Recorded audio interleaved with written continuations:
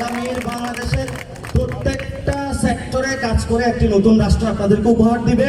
এবং আমরা কেন নতুন রাজনৈতিক বন্দোবস্ত বলছি, আমাদের ৭১-এ যে রাজনৈতিক বন্দোবস্ত ছিল সেটা ব্যর্থ হয়েছে, ৯০ ব্যর্থ হয়েছে। তবে তরুণরা আমরা প্রতিশ্রুতিবদ্ধ এবং আপনারাও প্রতিশ্রুতিবদ্ধ, এবার আর আমরা ব্যর্থ হতে দিব না।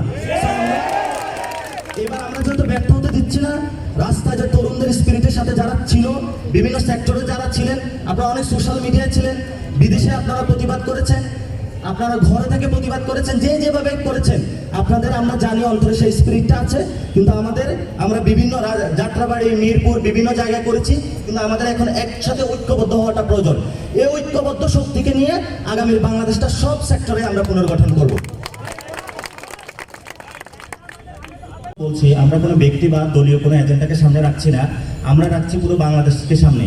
বাংলাদেশের পক্ষে ছাত্ররা দাঁড়িয়েছিল, ছাত্র জনতা অংশগ্রহণ করেছিল। এখন যে ছাত্র বাইটার পিছনে একজন তরুণ পানি দিয়েছিল, বুদ্ধি দিয়েছিল, পরামর্শ দিয়েছিল, আমরা ছাত্রদের সাথে সেই কাজটাই করব। আমরা তরুণদেরকে একসাথে করতেছি এবং তরুণদের একটা প্ল্যাটফর্ম গঠন করতেছি। ছাত্ররা ছাত্রদের জায়গাতে কাজ করবে, তারা বাংলাদেশের জন্য কাজ করবে, তরুণরা তরুণদের জায়গা থেকে বাংলাদেশের জন্য কাজ করবে। আমাদের মতো ঐক্যবদ্ধের জায়গাটা একমাত্র বাংলাদেশ, আর কোনো জায়গা নাই।